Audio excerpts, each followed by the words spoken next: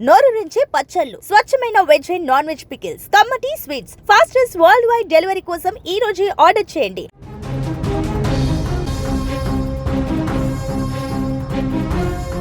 England Bharat మధ్య మరో historical మ్యాచ్కు రంగం సిద్ధమైంది. T20 ప్రపంచ కప్లో భాగంగా రెండు జట్లు ముంబైలోని వాంఖేడే స్టేడియం వేదికగా ఇవాళ సెమీఫైనల్లో తలపడనున్నారు. ఇండియా అభిమానుల్లో ఈ మ్యాచ్పై ఉత్కంఠత పతాక స్థాయికి చేరుకుంది. తాజాగా ఇప్పుడే జరిగినటువంటి కొన్ని నిమిషాల కిందటే జరిగినటువంటి టాస్లో ఇండియా ఓడిపోయింది. అయితే టాస్ గెలిచినటువంటి England captain Harry Brooks bowling ఎంచుకున్నారు. దీంతో ఇండియా తొలుత బ్యాటింగ్ చేయబోతుంది. సూపర్ 8 దశలో గ్రూప్ 1 నుంచి మొదట ఇంగ్లాండ్ సెమీస్కి అర్హత సాధించినటువంటి జట్టుగా అందరికీ తెలిసినటువంటి విషయం. సో ఇక గ్రూప్ 2 నుంచి భాగంగా సూపర్ 8 దశలో తలపడ్డ డిఫెండింగ్ ఛాంపియన్ భారత్ మొదట్లో కొద్దిగా తడపడినప్పటికీ కోలుకొని సెమీస్కు చేరుకుంది. వెస్టిండీస్పై ఘనమైనటువంటి విజయాన్ని సంజు శాంసన్ ద్వారా నమోదు చేసి సెమీఫైనల్కు చేరుకున్నటువంటి ఇండియా ఇప్పుడు ఈ సెమీఫైనల్ మ్యాచ్లో వాంఖేడే స్టేడియంలో జరగబోతున్నటువంటి ఈ మ్యాచ్లో ప్రత్యేకంగా ముంబైలోని వాంఖేడే స్టేడియం అనగానే భారత్కు ఒక సెంటిమెంట్గా మారిపోయింది. అభిమానుల్లో కూడా ఇది ఒక సెంటిమెంట్గా మారిపోయింది. ఎందుకంటే ఇక్కడ ఇప్పటి వరకు జరిగినటువంటి ఐసీసీకి సంబంధించినటువంటి ట్రోఫీ ఫైనల్ మ్యాచ్లో కీలకమైనటువంటి మ్యాచెస్లో ఇండియా గెలిచినటువంటి విషయం తెలిసిందే. ఇప్పటికే వరల్డ్ కప్ను కూడా ఇదే వేదికగా గెలిచినటువంటి సంగతి మనందరికీ తెలిసిందే. అయితే ఇప్పుడు సెమీస్లో గెలిచినటువంటి జట్టు ఈ మ్యాచ్లో గెలిచేటువంటి జట్టు చివరకు ట్రోఫీని సొంతం చేసుకుంటుంది అనేటువంటి ఒక సెంటిమెంట్ కూడా ఇక్కడ కొనసాగుతుంది. ఇప్పటికే న్యూజిలాండ్ ఫైనల్కి చేరుకుంది. ఫైనల్ మ్యాచ్ అహ్మదాబాద్ వేదికగా జరగబోతుంది. నరేంద్ర మోదీ స్టేడియంలో జరగబోతుంది. అలాగే వాంఖేడే స్టేడియంలో భారత్ ట్రాక్ రికార్డు చాలా అద్భుతంగా ఉండడంతో ఖచ్చితంగా ఈ మ్యాచ్లో ఇండియా గెలుస్తుంది అనేటువంటి ఒక అంచనాలు అయితే పెరిగాయని చెప్పాలి. ఇక్కడ ఈ పిచ్ పూర్తిగా బ్యాటింగ్కు అనుకూలం కావడంతో టాస్ గెలిచినటువంటి జట్టుకు కొంత సానుకూలంగా మారుతుంది అనేటువంటి అభిప్రాయం ఉంది. అయితే ఇప్పుడు ఇండియా మొదట బ్యాటింగ్ చేస్తున్నప్పటికీ కూడా ఓపెనర్స్గా ఉన్నటువంటి అభిషేక్ శర్మ అలాగే Sanju Samson left and right కాంబినేషన్లో దిగుతున్నటువంటి ఈ ఇద్దరు కానీ హిట్ అయితే ఈ ఇద్దరు కానీ ఒక రకంగా దాదాపుగా 7 నుంచి 8 ఓవర్ల వరకు వికెట్ పడకుండా ఆకాశమే హద్దుగా కానీ ఒక్కసారిగా వీళ్ళు బ్యాటింగ్లో కానీ చెలరేగితే మాత్రం ఖచ్చితంగా ఒక భారీ ఇన్నింగ్స్ ఇండియాకి దక్కబోతుంది. ఖచ్చితంగా ఈ మ్యాచ్లో ఫస్ట్ బ్యాటింగ్ చేసేటువంటి ఇండియా ఖచ్చితంగా 200 మార్కు పరుగులను దాటాలి. 200 రన్స్ను దాటితేనే ఖచ్చితంగా ఇండియాకు విజయావకాశాలు ఉంటాయి. సో ఒకసారి మనం ఇవాళ ఆడబోతున్నటువంటి ఇండియన్ జట్టుకు సంబంధించినటువంటి ప్లేయర్స్ వివరాలను ఒకసారి చూద్దాం. వెస్టిండీస్లో ఏ టీంను అయితే కొనసాగించారో వెస్టిండీస్తో జరిగినటువంటి లీగ్ దశలో జరిగినటువంటి మ్యాచ్లో ఏ టీంతో అయితే సూపర్ 8లో కొనసాగించారో అదే టీంని ఇప్పుడు తిరిగి కొనసాగిస్తోంది. సో ఒకసారి మనం ప్లేయర్ 11 సంబంధించినటువంటి డీటెయిల్స్ని ఒకసారి చూద్దాం. Abhishek Sharma, Sanju Samson wicket keeper and వీళ్ళిద్దరూ ఓపెనర్స్గా రాబోతున్నారు.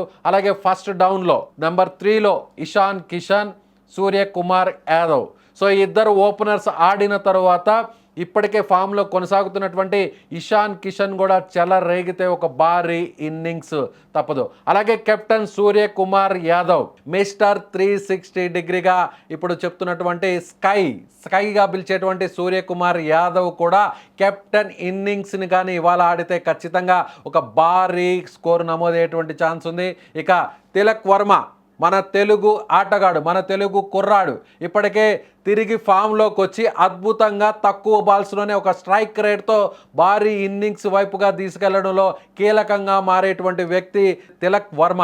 ఆ తర్వాత ఆల్రౌండర్గా ఒక హిట్టర్ బ్యాట్స్మెన్గా చెప్పుకునేటువంటి ప్లేయర్ హార్దిక్ పాండ్యా ఒక్కసారిగా చెలరేగితే అతి తక్కువ బాల్స్కు భారీ స్కోర్ని ఏ విధంగా చేస్తాడో ప్రత్యేకంగా చెప్పాల్సినటువంటి అవసరం లేదు. ఇక శివం దూబే సో శివం దూబే, సిక్సర్ల దూబేగా పిలిచేటువంటి శివం దూబే తనదైన రోజు అయితే ఖచ్చితంగా అతి తక్కువ బాల్స్లోనే ఒక భారీ స్కోర్ను నమోదు చేయడంలో శివం దూబేకు ఉన్నటువంటి ప్రత్యేకత మనం చెప్పుకోవాల్సినటువంటి అవసరం లేదు.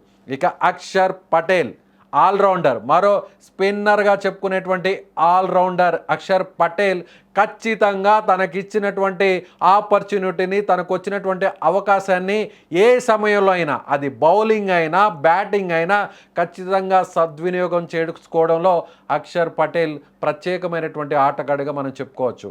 అలాగే అక్షర్ పటేల్ ఆడినటువంటి ప్రతి ఇన్నింగ్స్ కూడా భారత్కు కలిసి వచ్చేటువంటి ఇన్నింగ్స్గా కూడా పేరుంది. ఇక హర్షదీప్ సింగ్, సో దాదాపుగా మనం చూడవచ్చు ఈ నంబర్ 8 వరకు కూడా ఇండియన్ బ్యాట్స్మెన్స్ ఆడేటువంటి పరిస్థితి చాలా స్పష్టంగా కనిపిస్తుంది. ఇక చివరిలో ఉన్నటువంటి బౌలర్స్ హర్షదీప్ సింగ్, వరుణ్ చక్రవర్తి, జస్ప్రీత్ బుమ్రా కూడా ఒక్కొక్కసారి సిక్సర్లతో చెలరేగినటువంటి పరిస్థితులు మనం గతంలో చూసాం. ఇక ఇంగ్లాండ్ టీంకి సంబంధించి Philip Salt, Jos Buttler, so wicket కీపర్గా ఉన్నటువంటి జాస్ బట్లర్ ఇండియా మీద మ్యాచ్ అంటే చెలరేగిపోతాడు. ఒకవేళ బట్లర్ని వెంటనే మనం తిరిగి బ్యాటింగ్ వచ్చినటువంటి సాల్ట్ను బట్లర్ను కానీ ఒకవేళ వెంటనే ఇద్దరు ఓపెనర్స్ని కానీ కట్టడి చేయగలిగితే, ముఖ్యంగా హ్యారీ బ్రూక్, కెప్టెన్గా ఉన్నటువంటి హ్యారీ బ్రూక్ ఫామ్లో కొనసాగుతున్నాడు. తిరుగులేని ఫామ్లో కొనసాగుతున్నటువంటి బ్రూక్ను వెంటనే అవుట్ చేస్తే మ్యాచ్ ఇండియా వైపు వన్ సైడ్గా మారడంలో ఎలాంటి అతిశయోక్తి లేదు. ఇక నెక్స్ట్ ప్లేయర్స్గా ఉన్నటువంటి జాకబ్ బెతల్ కూడా ఒక హిట్టర్గా మనం చెప్పుకోవచ్చు. బెతల్ కూడా ఫామ్లో ఉన్నాడు. సో బెతల్ను కూడా అతి తక్కువ స్కోర్కే నమోదు చేయాల్సినటువంటి కట్టడి చేయాల్సినటువంటి అవసరం ఉంది. ఇక టామ్ బ్యాంటన్, శామ్ కరన్, ఆల్రౌండర్లో ఒకరైనటువంటి శామ్ కరన్ కూడా చివరి ఓవర్లలో, డెత్ ఓవర్స్లో చాలా పొదుపుగా బౌలింగ్ చేస్తున్నాడు.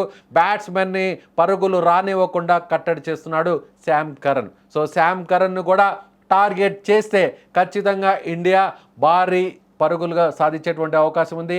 భారీ టార్గెట్ను డిసైడ్ చేసి ఇంగ్లాండ్ ముందు ఉంచేటువంటి అవకాశం ఉంది. ఇక విల్ జాక్స్ కూడా ప్రత్యేకంగా చెప్పాల్సినటువంటి అవసరం లేదు. విల్ జాక్స్ కూడా భారీ హిట్ షాట్స్ను ఆడేటువంటి విల్ జాక్స్ను కూడా కంట్రోల్ చేయాల్సినటువంటి అవసరం ఉంది. ఇక Jamie Overton, Liam Dawson, Jofra Archer, Adil Rashid. Jofra Archer ప్రత్యేకంగా ఒక ఫేస్ బౌలింగ్లోనే ఒక ఆర్చర్ని మనం ప్రత్యేకంగా చెప్పుకోవచ్చు. ఎప్పుడైనా కూడా ఆదిలోనే వికెట్లు తీసేటువంటి బౌలర్గా ఇంగ్లాండ్కు ఉన్నటువంటి ఒక ప్రత్యేకమైనటువంటి అసెట్ ఆర్చర్ని కానీ ఓపెనింగ్ బ్యాట్స్మెన్స్ టార్గెట్ చేస్తే ఖచ్చితంగా ఇండియా భారీ స్కోర్ను నమోదు చేసే ఛాన్స్ ఉంది. ఇక స్పిన్నర్గా ఉన్నటువంటి ఆదిల్ రషీద్ను కూడా ఏమాత్రం అవకాశం ఇవ్వకుండా రషీద్ బౌలింగ్లో కూడా చాలా జాగ్రత్తగా ఆడాల్సినటువంటి అవసరం ఉంది. సో ఇండియా బ్యాటింగ్ చేస్తుంది. ఇండియా ఎన్ని రన్స్ కొడితే, ఇండియా టార్గెట్ ఇంగ్లాండ్ ముందు ఎంత ఉంచితే మనకి విన్నింగ్ ఛాన్సెస్ ఉంటాయో మీ అభిప్రాయాన్ని కామెంట్ రూపంలో తెలియచేయండి.